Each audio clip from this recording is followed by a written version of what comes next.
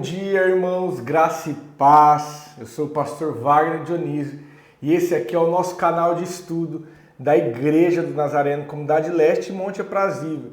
E eu estou muito feliz por mais uma vez, voltar aqui nesse ano de 2025. A gente estava num período de férias e agora nós retornamos os estudos acerca da Palavra de Deus. Eu estou muito feliz porque você está aqui comigo, com sede, com vontade de aprender mais acerca da palavra. Isso é muito bom. Eu quero te fazer um pedido, compartilhe esse vídeo com alguém. Tem várias pessoas que não sabem que as nossas aulas voltaram, hoje, domingo, dia 19. Então você pode ser um instrumento de Deus mandando para essa pessoa, tá bom? Meu desejo é que esse ano seja um ano de bastante conhecimento para mim e para você, que nós possamos mergulhar mais aí no conhecimento das Escrituras, no conhecimento do nosso Senhor Jesus, no conhecimento daquilo que Ele nos deixou. Então hoje nós vamos começar a nossa aula. Eu quero poder orar. Feche teus olhos. Pai, obrigado, Senhor. Senhor, nós começamos esse ano, nós começamos essas aulas, esse período de estudo que nós vamos ter durante esse ano. Nós começamos entregando tudo isso nas tuas mãos, Pai. Em nome de Jesus, nós queremos consagrar e ofertar ao Senhor esse tempo que passamos aqui aprendendo. Espírito Santo, o Senhor que é o nosso professor, nos ensine, nos ajude, Senhor, Pai, a entender mais acerca do Senhor, a conhecer mais acerca da Tua Palavra. Pai, para que então nós possamos ouvir com os ouvidos naturais e entender, Senhor Pai, através do Teu Espírito, nos nossos ouvidos espirituais. Pai, em nome de Jesus, traga para nós o conhecimento, traga para aquele, Senhor Pai, que me assiste agora, da sua casa, do seu trabalho, do seu carro. Pai, a sede e o desejo por conhecer mais do Senhor, porque essa é a Tua vontade, Senhor, que nós conhecemos mais, que nós nos aprofundamos nessa vida de conhecimento e busca por mais de Ti. Em nome de Jesus, que o Senhor seja conosco nesse período que vamos passar juntos aqui aprendendo. Em nome de Jesus, amém. Amém, queridos? Vamos lá, vamos começar a nossa aula. Para você que já nos acompanha, sabe que nós temos aprendido aqui sobre um panorama bíblico, Então nós finalizamos no ano de 2024 o panorama bíblico do Antigo Testamento. Aprendemos aí os 39 livros bíblicos do Antigo Testamento, de Gênesis a Malaquias. E agora nós vamos começar esse ano o estudo do Novo Testamento, de Mateus a Apocalipse. Porém, antes da gente entrar na história do Antigo Testamento, antes da gente começar a falar dos livros do Novo Testamento, eu quero poder falar com você hoje uma matéria, um estudo sobre a Bíblia. Então o tema de hoje vai ser a Bíblia. Fique tranquilo que eu não vou desfocar daquilo que nós tínhamos combinado, que era aprender os livros bíblicos, mas eu achei interessante começar esse ano te dizendo, te ensinando sobre a Bíblia, porque existem várias perguntas que nós devemos fazer, ou talvez você já fez sobre a Bíblia. Por exemplo, quem escreveu a Bíblia? É uma pergunta que nós fazemos. Outra pergunta é, a Bíblia é a palavra de Deus ou ela contém a palavra de Deus? Porque há uma grande diferença nisso. Se ela é a palavra de Deus, ela é a palavra de Deus completa. Todas as escrituras lá é a palavra de Deus. Ou ela contém a palavra de Deus, ela contém ensinos humanos e contém ensinos divinos. Qual é o certo? Outra pergunta, quem escolheu os livros que contêm a Bíblia? Como foram escolhidos? Porque vários outros livros, outros rolos foram escritos. Quem escolheu os livros? Como foi feita essa escolha aí do cânon bíblico? Nós vamos falar sobre isso. E por que algumas Bíblias são diferentes? Porque, por exemplo, não sei se você sabe disso, mas se não sabe, está aprendendo agora. A Bíblia Católica tem 73 livros, ao invés de ter 66, como a Bíblia Evangélica, a Bíblia dos crentes, como algumas pessoas aí dizem, a Bíblia protestante. Por que essa diferença? Então, são algumas perguntas que nós temos e nós precisamos pensar. Porque a nossa fé, querido, ela não pode ser uma fé vazia. Ela não pode ser uma fé, por exemplo, talvez se alguém te pergunta assim, por que você acredita na Bíblia? E aí talvez sua resposta seja, sei lá, porque meu pastor falou que a Bíblia é a palavra de Deus. Eu acredito na Bíblia porque a Bíblia, eu tenho um grupo de pessoas que eu vou lá todos os domingos, eu faço parte, e eles acreditam nesse livro sagrado, e eu também acredito nesse livro sagrado. Não, nossa fé não pode ser baseada nisso. Sim, a nossa fé, ela precisa vir, acima de tudo, nas experiências que nós temos, mas ela deve ser baseada também em fundamentos, em estudo, em argumentos, em fatos reais. Né? John Stott, um historiador, um teólogo do século passado, ele dizia assim, ele tinha uma frase que ele fala, crer também é pensar. Então nós não podemos ser pessoas que simplesmente crê por crer, nós precisamos entender o porquê que eu creio. Quais são os argumentos e os fatos que faz eu crer na Bíblia como um manual para a minha vida, como um livro sagrado, né? Nós precisamos pensar nisso. Você sabe que tem uma área da teologia que é a apologética, né? Que ela é um ramo da teologia, uma área da teologia que faz a defesa dos argumentos que nós cremos, né? Então eu, pastor Wagner, né, no meu simples entendimento, isso aqui é coisa minha, tá, querido? Eu acredito que todos os cristãos, todos os protestantes, deveria ser um apologeta, porque nós devemos ter conhecimento suficiente para fazer defesa daquilo que cremos, né? Quando você vai conversar com alguém, você precisa saber por que eu creio nisso. Eu não creio nisso porque eu simplesmente ouvi falar. Eu creio nisso por conta desse argumento, por conta disso, disso, disso. Por isso eu creio. Então esses são os nossos argumentos, tá bom? Vamos lá, queridos. Então vamos responder algumas perguntas aqui. Tem muito conteúdo que nós poderíamos falar aqui, mas por conta do nosso tempo nós vamos falar aqui alguns que eu julguei ser os principais. Depois nós podemos, quem sabe, na hora que acabar o panorama bíblico, fazer um estudo mais aprofundado acerca da Bíblia, tá? Então vamos lá. Quem escreveu a Bíblia? Quem foi quem escreveu a Bíblia, né? A Bíblia é sim um livro inspirado por Deus. A Bíblia não é um livro inspirado por Deus. Então vamos lá. Primeiro, queridos, o único ser que domina a escrita é o homem, né? Eu nunca vi um anjo, ou pelo menos nunca ouvi falar de um anjo, de um ser espiritual que pegou um papel, uma caneta, uma pena que seja e escreveu. Então o único ser que Deus deu o domínio sobre a escrita é o homem. Você também não vai ver uma lontra escrevendo, um cachorrinho escrevendo, não. Então a Bíblia foi escrita por um homem, né? E pastor, mas como assim a Bíblia foi escrita por homem? Nós não falamos que a Bíblia é a palavra de Deus? Sim, a Bíblia é a palavra de Deus, porém quem foi lá e sentou e pegou a pena, pegou a tinta e escreveu foi um homem, né? Olha só o que a palavra diz sobre isso. Filemão, capítulo 1, versículo 19, diz assim, ó: Eu, Paulo, de minha própria mão escrevi, e o pagarei para te não dizer que ainda mesmo a ti próprio a mim te deves. Então ele está dizendo algo aqui, mas enfim, ele está querendo dizer, olha, eu, Paulo, escrevi, eu estou escrevendo isso. Olha o que o evangelista João diz no finalzinho da sua carta, aqui no Novo Testamento. Nós vamos falar sobre ele daqui a alguns dias, né? Ele diz assim, ó, ele está terminando a sua carta, ele está terminando o seu evangelho, perdão, né? O evangelho segundo João, e ele diz assim, ó: Este é o discípulo, ou seja, eu sou o discípulo que dá testemunho dessas coisas e que as registrou, sabendo que o seu testemunho é verdadeiro. Então ele acaba de escrever o Evangelho de João e ele diz assim, olha, eu, João, eu mesmo escrevi. Olha só outra coisa interessante, lá em Romanos 16, 22, um homem diz assim, ó: Eu, Tércio, que escrevi essa carta, mando saudação no Senhor.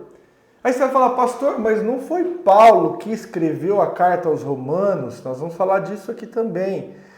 A carta sim é atribuída a Paulo, mas quem escreveu, Paulo ditou, e quem escreveu foi Tércio, que foi naquela época se usava bastante, deixa eu lembrar o termo aqui, amanuense. Amanuense é quem era um secretário que escrevia no lugar daquela pessoa. Então teve algumas cartas que Paulo escreveu, ele mesmo escrevendo de forma manual, e teve outra carta, no caso aqui de Romanos, que ele citou e um amanuense foi lá e escreveu, tá? Então observa que foram homens que escreveram a Bíblia. Foi escrita realmente por homens. Pastor, mas então como nós cremos em palavras de homens? Eu poderia pegar qualquer livro aqui da minha estante, por exemplo, e falar que esse livro é palavra de Deus, porque também foi escrito por homem. Não. Nós, né, a teologia, ela tenta ser muito honesta com tudo que está sendo investigado, com tudo aquilo que está sendo pesquisado. E a teologia reconhece algo que nós chamamos de autoria dual. Ou seja, teve a inspiração de Deus e teve a cooperação de homens, né?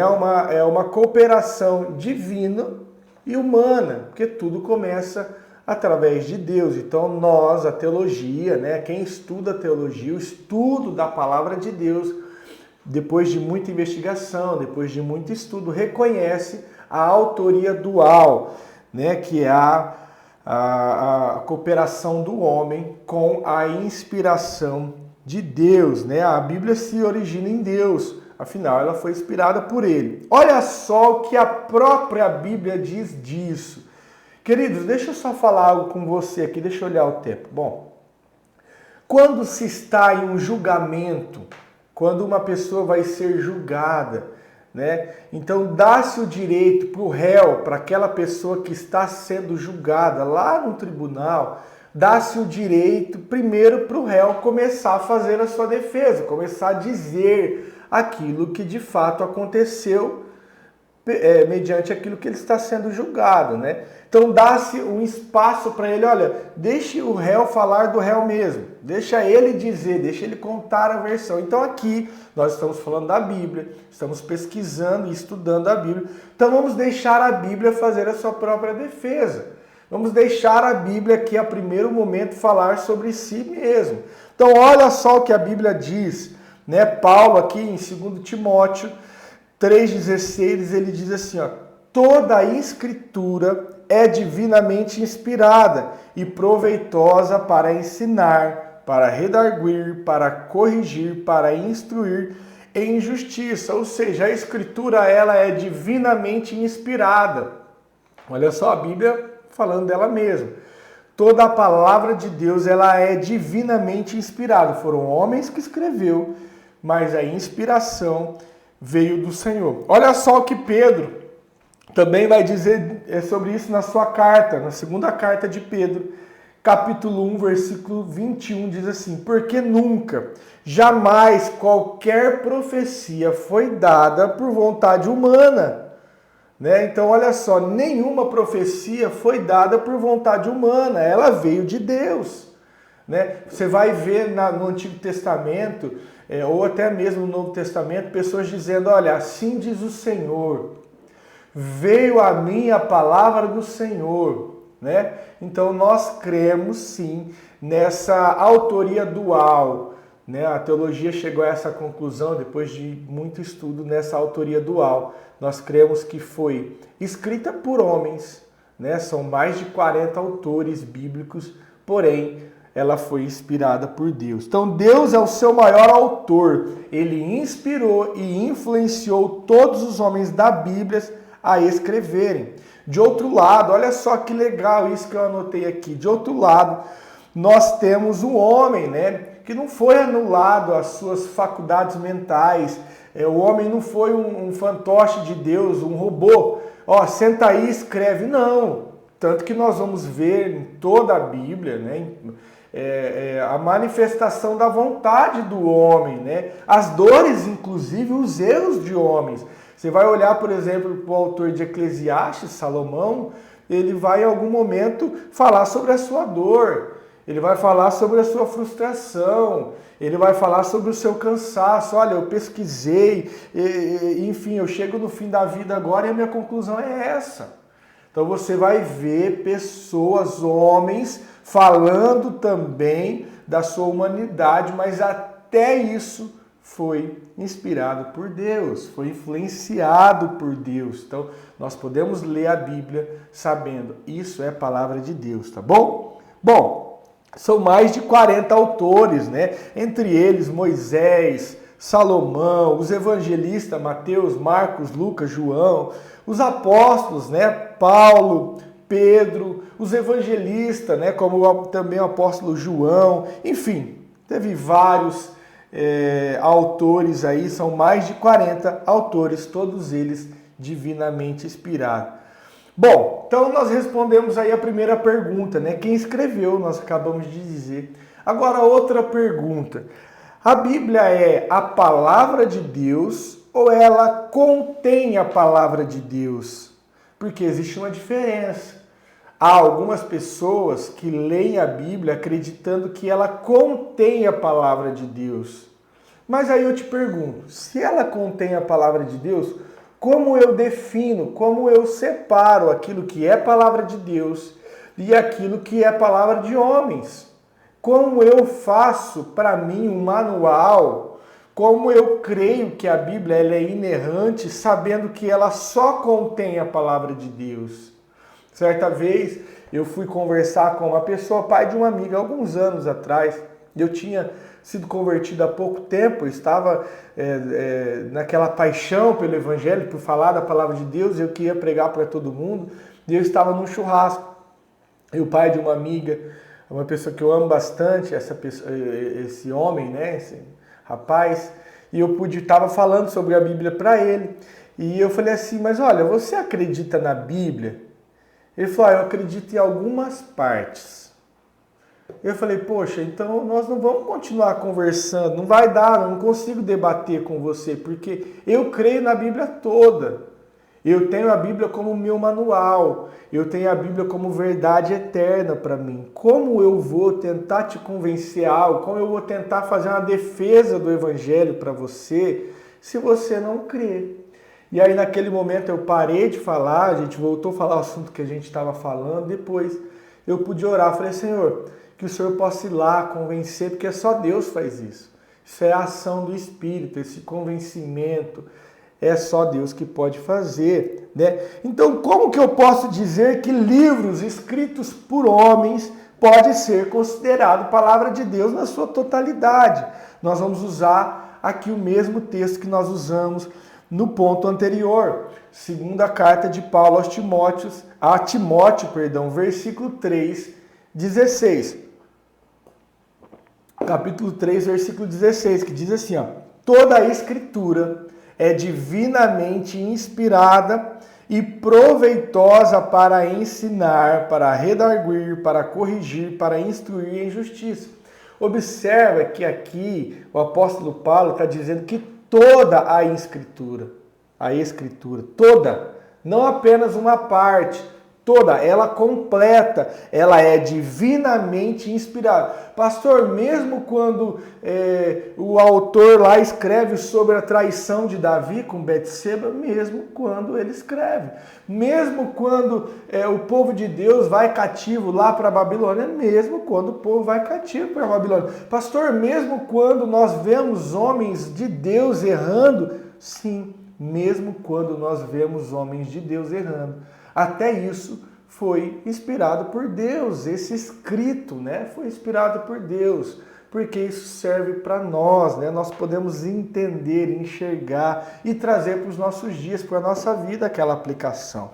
Olha só outro texto que está lá na segunda carta de Paulo aos Tessalonicenses, capítulo 2, versículo 13, que diz assim, ó, outra razão ainda nós temos para incessantemente dar graças a Deus, tendo vós recebido a palavra que de nós ouvistes, que é de Deus, acolhestes não como palavra de homens, e sim como em verdade é a palavra de Deus, a qual com efeito está operando eficazmente em vós os que credes. Olha que lindo isso. Paulo dizendo, olha, mesmo que vocês ouvindo a palavra que vocês receberam de nós, que é de Deus. Olha só o que ele fala. A palavra que vocês ouviram de nós é uma palavra de Deus. Vocês a acolheste não como palavra de homens, e sim como em verdade ela é. A palavra de Deus, a qual com efeito está operando de forma eficaz em vós os que credes. Olha que lindo aqui, né, esse texto. Olha só outro texto que vai comprovar que a palavra, ela é toda a palavra de Deus, não apenas contém. Atos capítulo 13, versículo 34 diz assim: "E que Deus o ressuscitou dentre os mortos, para que jamais voltasse à corrupção. Dessa maneira o disse, e cumprirei a vosso favor as santas e fiéis promessas feitas a Davi." Olha só o que Paulo aqui vai citar. Ele está falando de Isaías, né? Do livro de Isaías, capítulo 55, verso 3. Observe que quando Paulo cita Isaías, ele diz, Deus disse. Ué, mas não foi Isaías, não foi um homem que escreveu, né? Ele não está citando a escritura que foi escrita por um homem. Sim, mas toda a escritura para Paulo e para mim e para você é inspirada por Deus. Então, mesmo que um homem no Antigo Testamento tenha dito, ele diz, veja o que Deus diz. Por quê? Porque toda a escritura é palavra de Deus, né? Então, nós cremos, sim, que ela, de Gênesis a Apocalipse, sem tirar nem pôr, ela é a palavra de Deus para mim e para você. Ela é o nosso manual, tá bom? Bom, vamos lá, pastor, mas então, como foi formada o cânon bíblico? Como foi formado? Primeiro deixa eu te explicar o que é cânon. Cânon é uma palavra hebraica que significa vara de medir, né? Que para nós hoje tem a tradução como norma, como regra. Então, quem definiu a regra? Como foi definido esse cânon bíblico aí? Por que algumas Bíblias são diferentes das outras? De forma especial a Bíblia Católica, né? Por que a Bíblia Católica tem 73 livros? Você sabia disso? Comenta aí para mim, você sabia que a Bíblia Católica tem 7 livros a mais que a Bíblia Protestante? Essa Bíblia que você tem na sua casa aí, talvez até na sua mão agora, você sabia? Eu tenho uma Bíblia Católica aqui, depois eu quero falar sobre ela.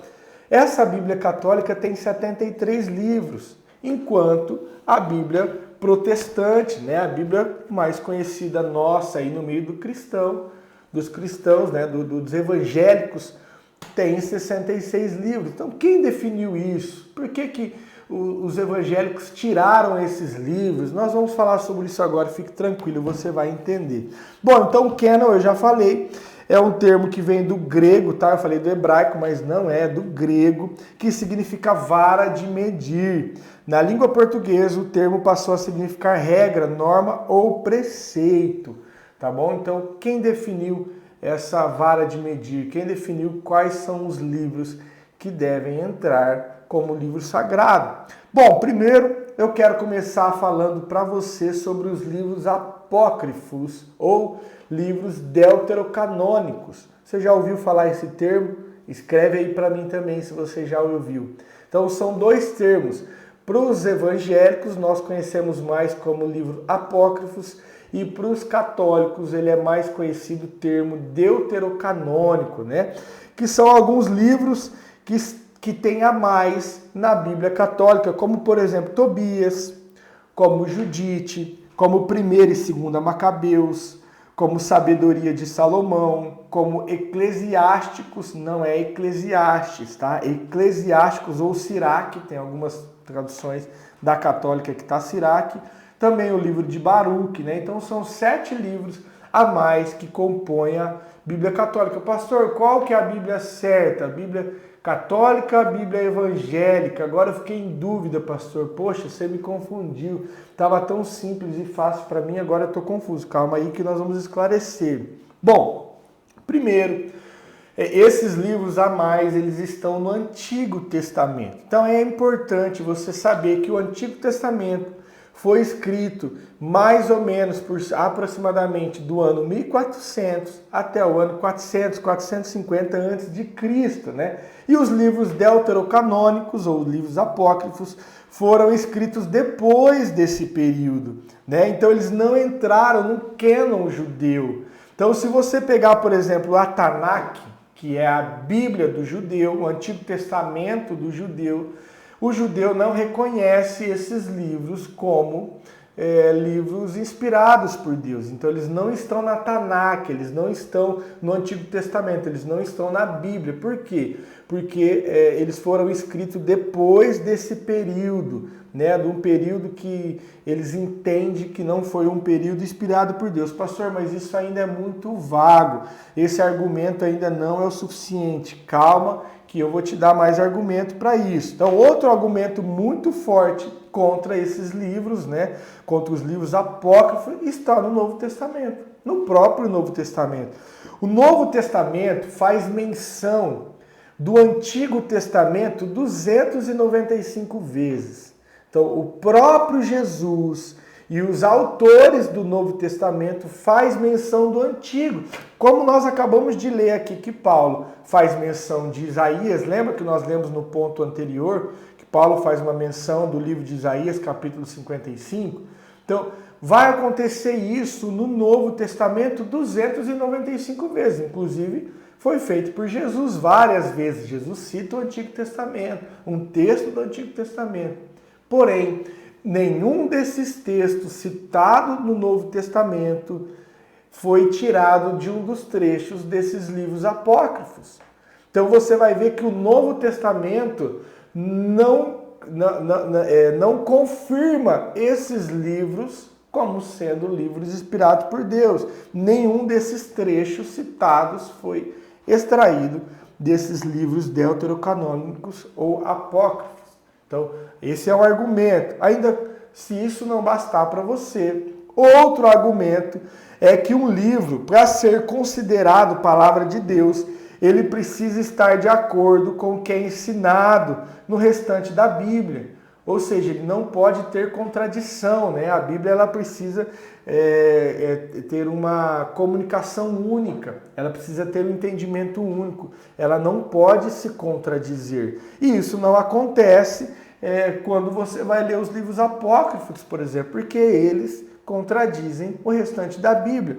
Olha só o que diz no livro de Tobias, que é um livro da Igreja Católica, que está na Bíblia da Igreja Católica. Diz assim, ó, Tobias, capítulo 12, versículo 9. Porque a esmola livra da morte, ela apaga os pecados e faz encontrar misericórdia eterna. Eu vou ler de novo, depois você pode pesquisar aí. Porque a esmola livra da morte, ela apaga os pecados e faz encontrar a misericórdia eterna. Mas olha, se a esmola apaga os pecados e faz encontrar a vida eterna, para que então foi necessário o sacrifício de Jesus? Ué, se eu consigo encontrar a vida eterna somente dando esmola, então o sacrifício de Jesus foi vão, foi à toa.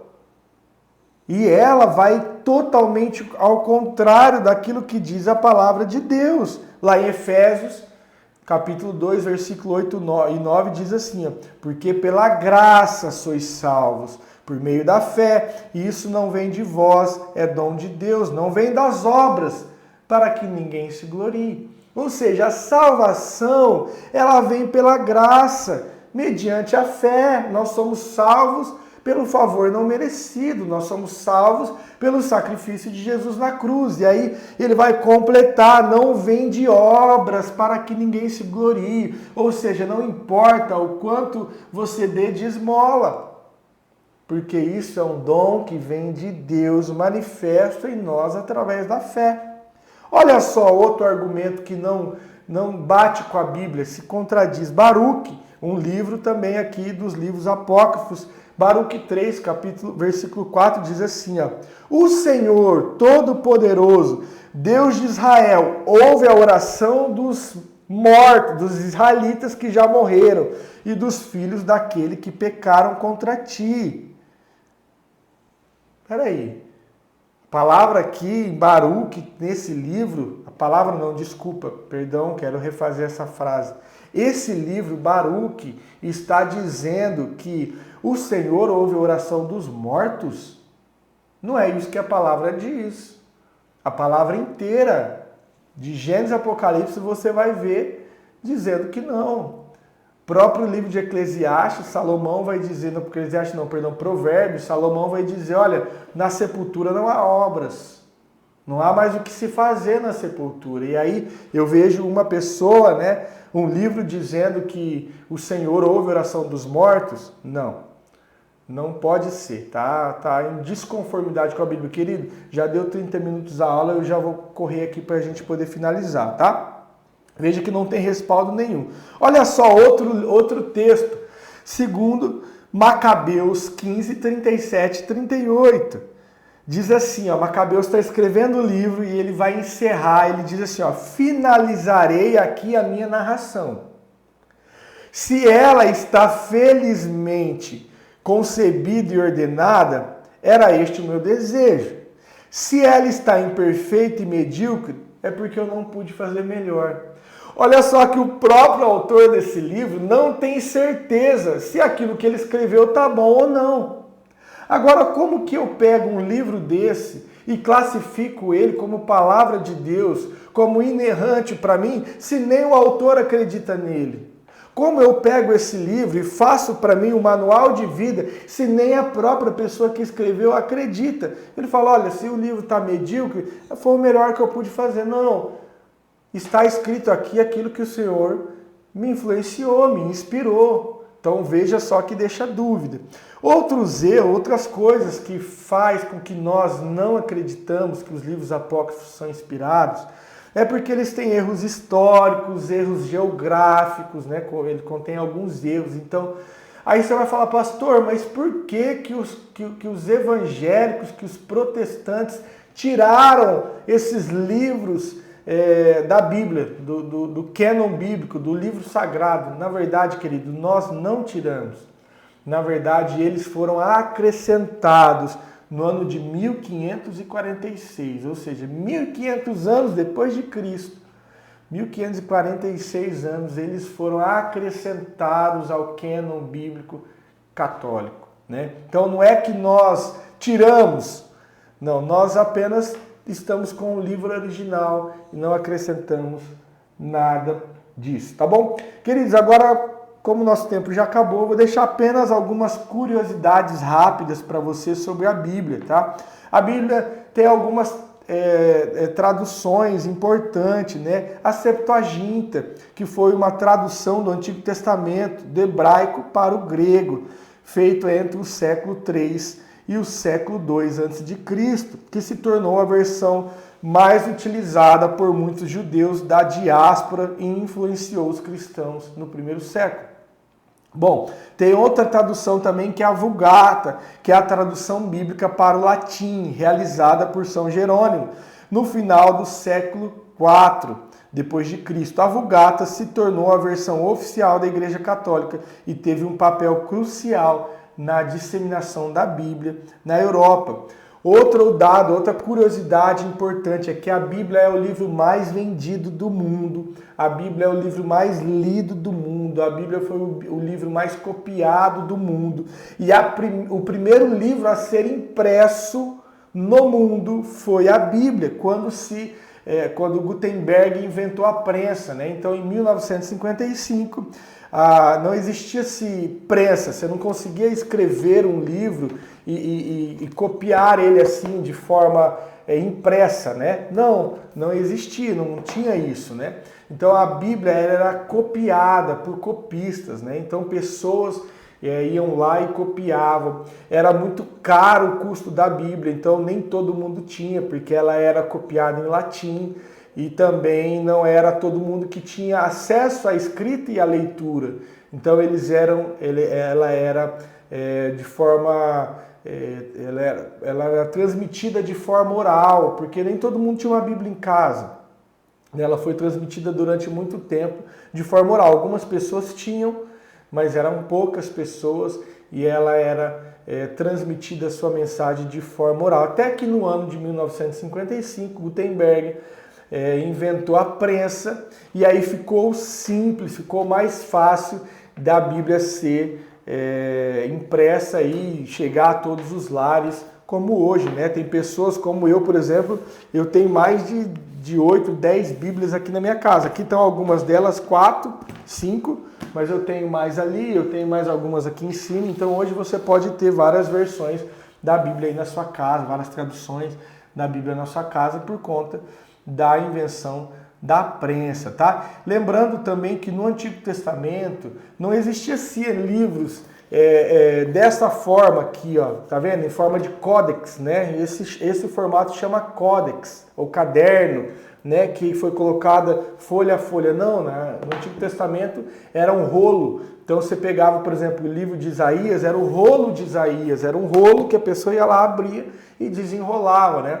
Ela foi feita depois em forma de códex ou caderno, para ficar mais fácil de achar. Eu preciso achar o livro de Isaías, eu não preciso ir lá desenrolar um rolo. Eu venho aqui e acho Isaías. Eu preciso achar o Evangelho de João, eu venho aqui e acho o Evangelho de João. Mas tudo isso foi escrito em forma de rolo, rolo por rolo, e depois colocado aqui naquilo que nós cremos hoje, que é a Escritura Sagrada, a Bíblia Sagrada, a Palavra de Deus para mim e para você. Amém, queridos? Espero que você tenha compreendido, então, respondido essas perguntas agora. Acredito que você tem argumento suficiente para defender a sua fé, para ser um apologeta, para não crer apenas em palavra de pastor, eu creio porque eu creio. Não, eu creio porque tem argumento, tem fatos para isso, e acima de tudo, eu creio porque eu tenho experiências com aquilo que aqui está escrito. Vamos falar a verdade? A Bíblia, os textos que são escritos aqui, queridos, não tem como ser escrito por homens, sem a inspiração de Deus, porque eles são modernos, são atuais demais. A Bíblia trata de assuntos que são muito atuais, que nós vivemos hoje. Agora, como um homem, há 2.000 anos atrás, há mais, porque a Bíblia tem muito mais que 2.000 anos, 3.500 anos atrás, poderia escrever algo que há 3.500 anos depois seria tão atual, se não fosse inspirado divinamente por Deus. Então, nós temos, acredito que você tem experiência suficiente e agora argumento suficiente para acreditar e para defender a sua fé, aquilo que você crê. Amém, querido? Deus abençoe a sua vida, fique com Deus, até a próxima aula. Então, no próximo domingo, dia 26, nós vamos começar de fato aqui o panorama bíblico do Novo Testamento, começando pelo Evangelho de João, e vai ser uma caminhada muito gostosa. O Novo Testamento é lindo, querido, não que o Antigo não seja, mas o Novo Testamento é lindo demais. Nós vamos falar a história de Jesus, nós vamos conhecer um pouco mais, e eu quero poder orar por você. Pai, obrigado. Obrigado por esse tempo, obrigado por esse ensino. Obrigado, Senhor Pai, por essa fé que o Senhor nos dá.